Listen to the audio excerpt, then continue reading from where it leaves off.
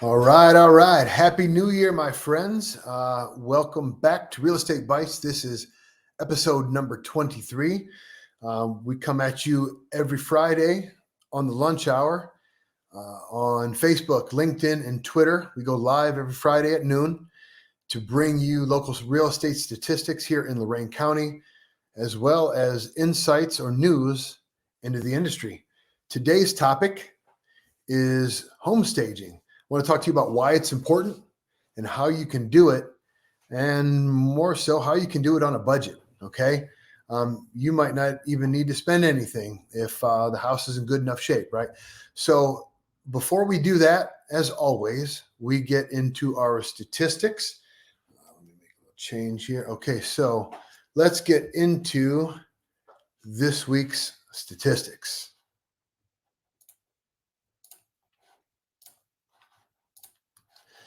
All right, so you can see I started a new column here for 2024. This is the first line. So we may be doing a little bit of jumping back and forth between the 23 and 24 tab, basically because, we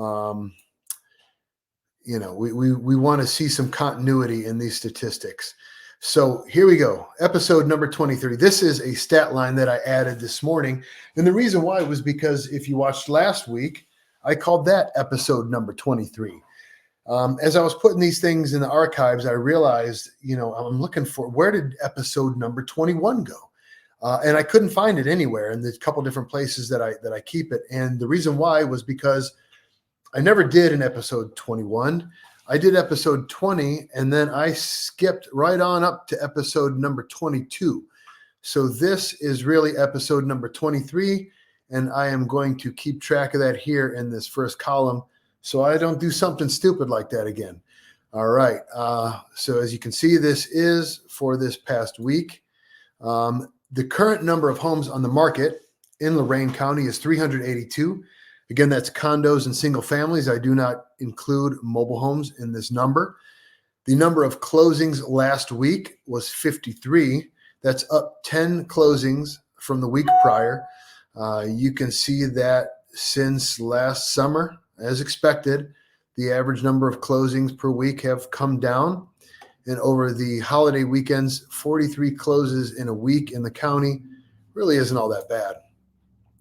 Okay, so this is a new stat line that I entered last week.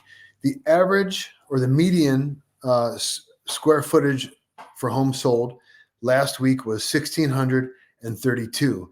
1,675 was the number a week ago, so that is pretty consistent right there. Median home value for homes sold last week was $215,000.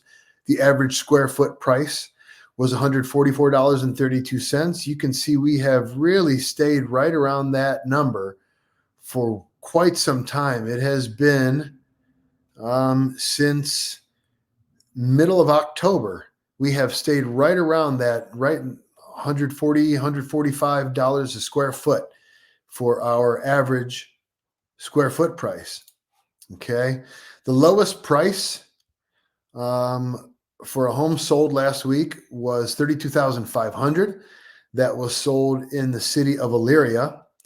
And our high price winner for last week was $634,213 in Columbia Station. Okay, that is the second time Columbia Station has made this list. In the past, I've gone and showed you what that house looked like. This was another new construction.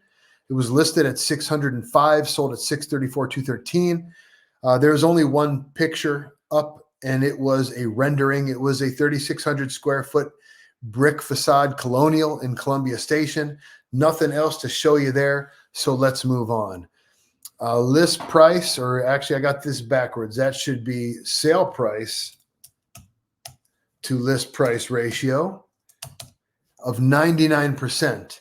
Okay, we've been tracking this since I started doing this because this is my leading indicator as to what home values are doing. Are they appreciating? Are they depreciating? Et cetera, et cetera. So since, what is this week, episode 13, we've only had 1 week where the home value, where the list price or the sale price to list price ratio has exceeded 100%. So we really are just staying still on pricing. We're hovering right there. When what people are asking for, they're getting on average in Lorain County. Average days on the market, 29. That shows you that homes are still going quickly. And the current interest rate this morning, when the market opened, the current interest rate for a 30-year conventional note was 6.76. That is a 10 basis point increase from last week. That said, demand is starting to pick up. I've seen news where mortgage loan applications are coming up again, but those are the statistics that we have for last week. Again, guys, I'm asking you if you have statistics that you want to see, that you're interested in knowing, or you have deeper questions about the statistics that I share with you, please send me a message. Let me know. I'd love to talk to you about it. Okay, so getting into this week's topic of discussion, home staging. All right, let's talk about what the purpose of home staging is. First of all, is it a thing? I mean, is it important? Of course it's a thing. I mean, there would not be a profession, there would not be people in this county, in this area, whose livelihoods are home staging. That's what they sell. That is the service that they sell. And it's what they do for a living. And that sub-industry would not exist if this weren't a tactic that was proven to sell homes quicker and at higher values. So there are three things that I want to talk to you about in this program, and that basically the general rules of home staging, very generic stuff that's all encompassing. I'm going to get into some detail and show some real tactics. And then I want to talk lastly about curb appeal, which is it's an aspect of home staging that is quite often overlooked, but I think it's very, very important to consider. So before we jump into those three aspects, the three purposes of staging a home are this: the goals that you're trying to achieve when you stage your house for sale is, number one, you want to enhance and utilize correctly the space in your home. You want the home to look as big as it possibly can with your given square footage, and you want to stage it so that the furnishings in your staging enhance that and use that space as the most efficient way possible. The second reason to stage is you want to highlight architectural features of your home. If you have some nice architectural features, whether it's, say arched windows or a big, beautiful bay window, a fancy fireplace, whatever it might be, you want to use home staging to draw attention to those features that really stand out inside the home. And the third and final purpose of staging your home is you want the potential buyer, you want these people whose agents are showing the home to visualize their lives inside of your home. You want them to be able to visualize how their furniture would fit, where the kids are going to stay, how they would use the space. Those are the three reasons that you stage a home. And if done effectively, it's proven to help you sell quicker and at a higher value. So the general rules, number one, take time to do it and to do it correctly. Okay. Don't rush through it. Consider it, cycle back to this. This is going to go on YouTube afterwards. It's always going to be there. It's going to be titled Home Staging, blah, blah, blah. So if you're looking at this in the future, or if you want to share this with somebody who is thinking about buying or selling a home so that they know what they're doing, what they're looking at, what they're looking for, please share this stuff, right? This is why I do it and why I save them on YouTube, so that you have a place to go to get this information. So on YouTube, the channel is called Sales Skills or Life Skills. That's where you'll find this afterwards. So anyways, general rules: take the time, do not rush it. Make sure that you do your best to stage the home properly. The biggest and most obvious one is declutter, right? Get rid of all of the stuff that hides details in the home, that makes it feel like a cramped space. So the easiest way to declutter right off the rip is take inventory of what you've got. Go through your house and label things. What are the things that you're going to pack and take with you? What are the things that you might want to sell? What are the things that you might want to donate?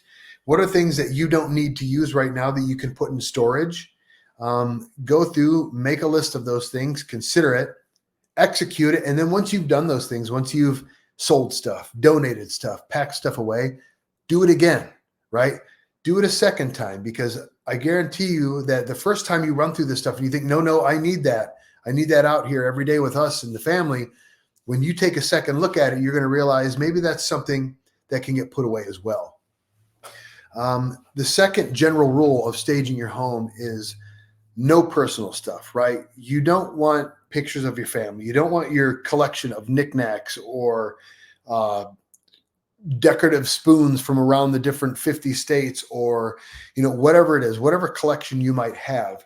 You don't want that staying out there. You don't want valuables to be hanging around. You don't want pictures of family. You don't want any sort of paraphernalia or decoration that might be controversial, like religious or political stuff. Pack all that stuff away. You have a very limited amount of time for that buyer to go through your house and make a decision whether or not it's something that they want to pursue, whether your house, your property is something they want to pursue. What you don't want them spending time doing is looking at your family pictures, deciding or trying to figure out if they know anybody in there, or if you guys are cute enough or not. Or, you don't want them to see your Trump or Biden flag and determine that because you play for the other side, they don't want to go forward with the purchase. And as ridiculous as that sounds, folks, it happens. I've seen it. I've seen people go in and see the Steelers gear and not want to see any more of the house. And that is dumb as hell, but it happens a lot. So no personal stuff, put it all away. Once you've decluttered and you put all the personal stuff away, you're going to see holes in the wall from where furniture banged around, from where you put pictures up, marks on the wall from you or your kids or whatever. Fix it, okay? Take the time to fix those things. You don't need to rush to the market in the next 2 weeks. Real estate moves slowly. You have time. If you put in the right kind of effort, you have time to fix these things and get your house truly market ready. I'm fully aware that the concept of hard work and good work is very different for a lot of people. Nevertheless, take the time to do your best work, okay? Make those repairs and paint the house. I know painting is a pain in the ass. Most people hate it, right? It's very monotonous and very tedious and annoying. But putting a paint job on your home is the best and most lucrative. You'll get the best return on the dollars that you put in for the paint job. But to leave the walls with a clean and fresh finish, and to cover up the smells from cooking, smoking, whatever else you might do in the house with a fresh paint job, is going to go a long, long way. Trust me. Okay, a couple more general rules, and then we'll get into some details where I'll show you some pictures of the staged home and some more detail about what I'm talking about, okay? This might seem like a no-brainer, but from what I've seen from people getting their house market ready, it's not as much of a no-brainer as it should be. Clean up. Clean your messes. Don't leave cat litter on the floor. Don't leave filthy smudges on the windows. Don't leave tire tracks on the closet doors. Clean the house. Give it a good scrub. You're going to paint it. You're going to do all this work. Clean it up. It's important. What sells homes, excuse me, take a drink here.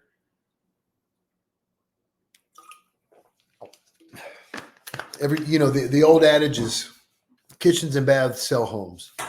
And it's true. Kitchens and baths sell homes. Clean kitchens and clean bathrooms sell homes even faster. Okay. The last general principle before we take a look at some pictures and get into some real detailed stuff is stage the room for their original purpose. If The third room was supposed to be a bedroom, but you converted it into an office. Do your best to convert it back into a bedroom. And I'll take the time here to drop this caveat. I understand, and please understand when I say you do the best you can, right? Especially if you have a family and you got children, you still have to live in there. Budgets are always, oftentimes a limiting factor. Your necessities as a family can be a limiting factor, but you do the best you can to stage the house. Any effort you put into is worthwhile. Okay. Back to it. Staging rooms for their original purpose. Again, if it was a bedroom and now it's an office, turn it as much as you can back into a bedroom so that people can see that. And they can, again, it's about getting them to picture their family and how they're going to use it. All right, let's get into some details here.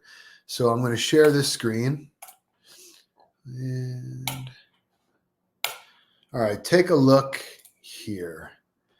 Let me get rid of my silly mug here so you can get as much of this picture in your screen as possible. All right, so we're going to unpack a lot in this one picture. And this house is a house that was done up by one of my flipper clients. They do a fantastic job. Hi, Tom. Hi, Lynn. They do an absolutely fantastic job with their work and with their flips. And Lynn does a fantastic job staging these homes. And I want to show you this because they do great work, but they use a very minimalist approach, and it's all you need to do. So there's a lot of things in this picture to take a look at. You can see all the open space. So one thing you might notice is a lack of furniture, okay? And that's not a bad thing. That's actually a good thing. You see the one sofa, which is not a sofa, it's a futon. It's probably, I don't know where they got it, but I would imagine it either got pulled out of a basement or was bought at a thrift store. It doesn't matter because it works absolutely perfectly. It is all you need in this living room. They put it underneath the bay window. So then when eyes are drawn to this futon, they're also drawn to the feature of the bay window, right? And the one futon provides scale in this room. People can look at that and immediately associate the size of the futon with the size of their furniture they have at home and get an idea as to how it's going to fit, right? You see the coffee table there, right? Just a small coffee table, to provide some dimension and not dominate the room. It's small. Another thing, mats and rugs you don't want on the floor. Now, they use this mat, and I've had this conversation with them, but they like using this mat underneath the coffee table for two purposes. One, it protects the vinyl floors. These are durable LVT floors. Anyone who's familiar with them knows they're very durable. They're waterproof. But nevertheless, why not protect them?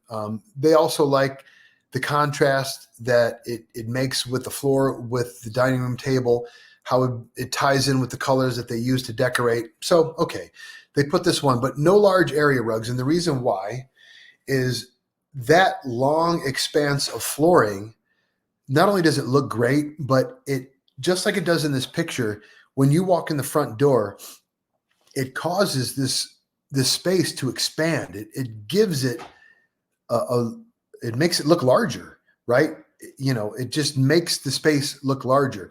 That's another reason why you don't want a whole lot of furniture in there, because you want as much unbroken floor as you can fit, right?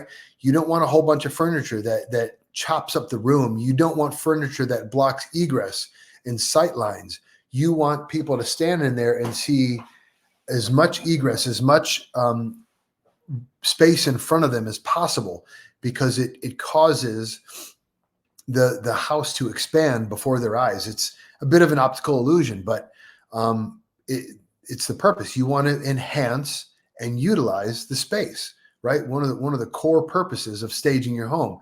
Another thing that you see in here is the use of decorations. No personal stuff.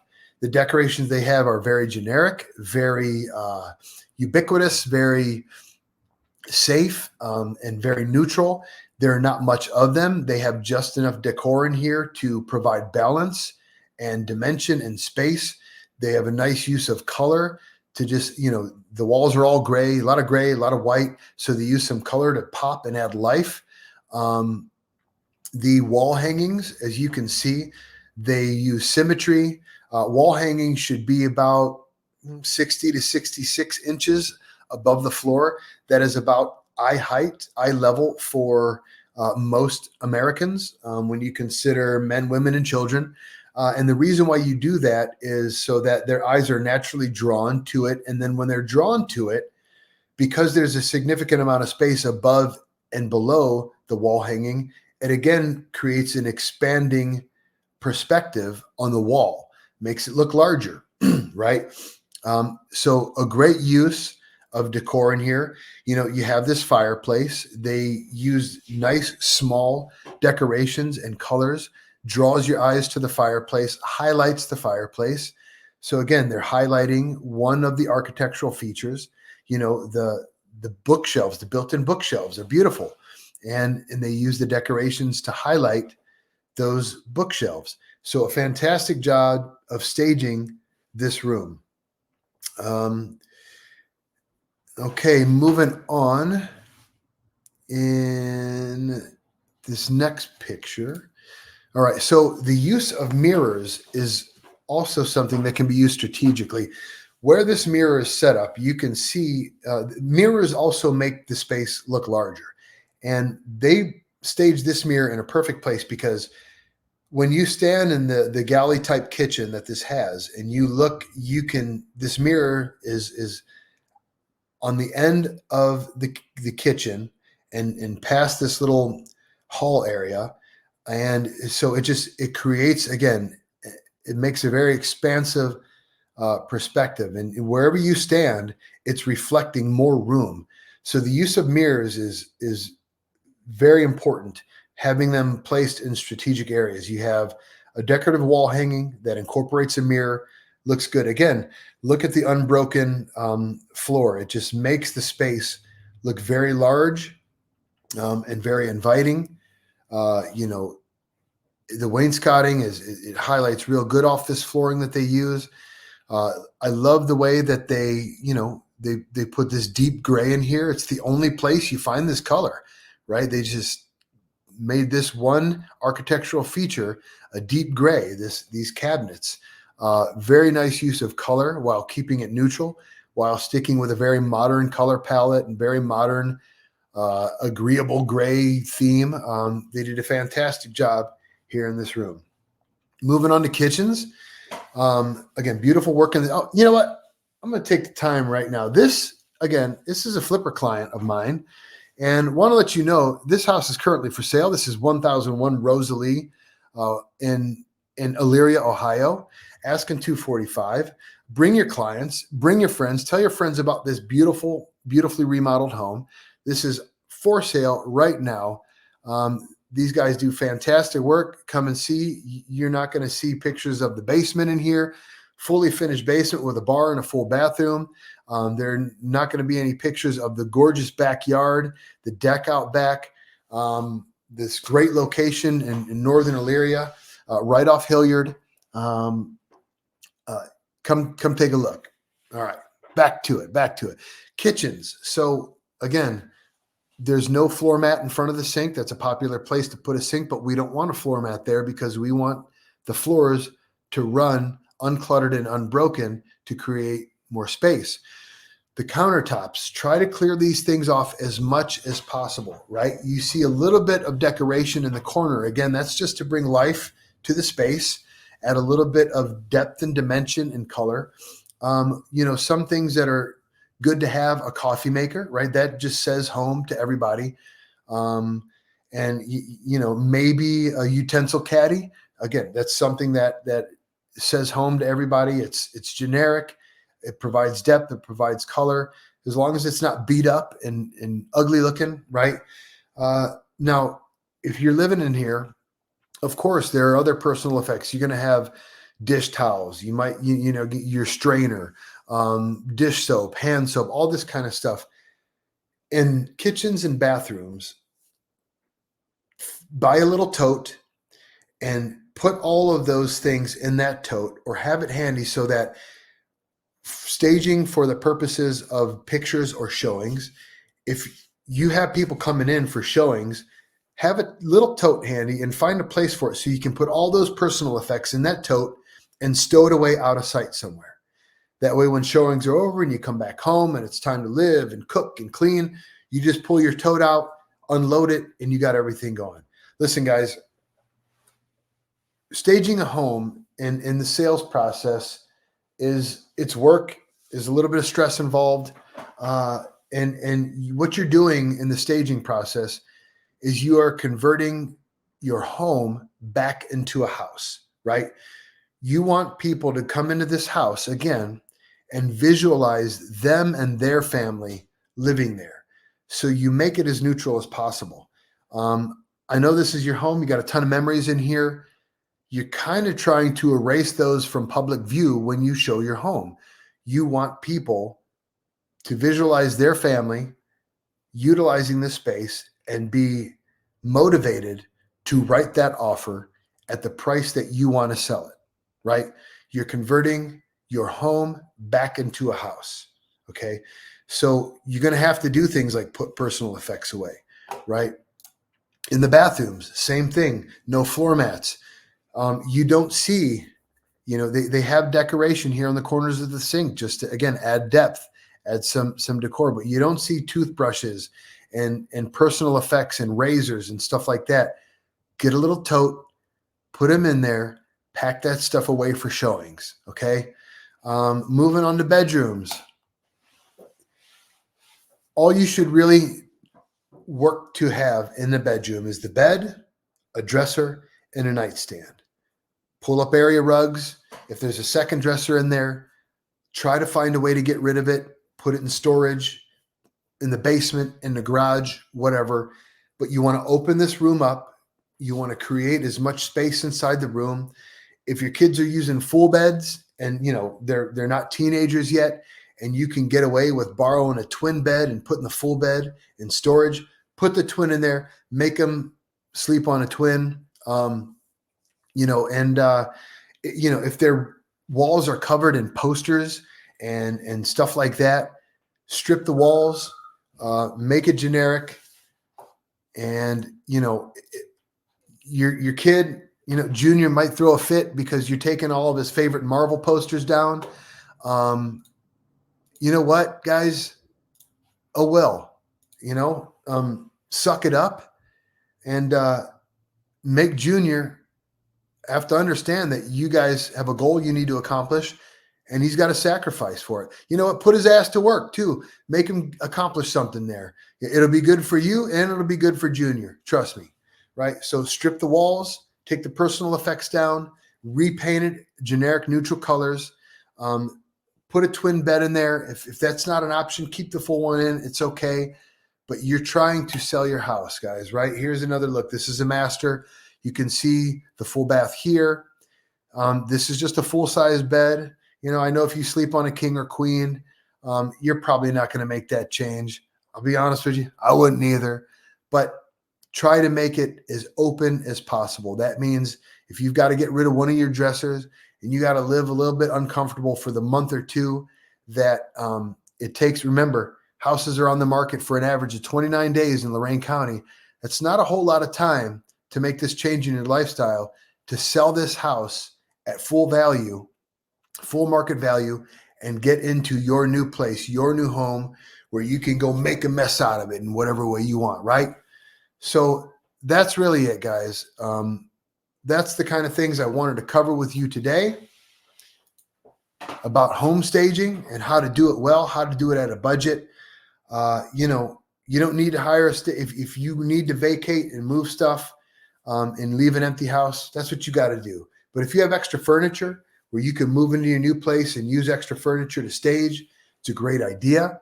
If you're living in the house while showing, try to minimize that stuff using the tactics and the tips that I put here in this little video. And that's it, guys. This was a longer one. We've gone about 30 minutes here. I appreciate you guys sticking with me. I appreciate you guys coming back and growing this program every single week. Tell your friends, tell your family. We're going to keep coming up with good stuff. Next week, I got a good one with my guy, Tony Larizza from Russell Insurance. We're going to talk about insurance and whether or not they might be screwing you. Okay.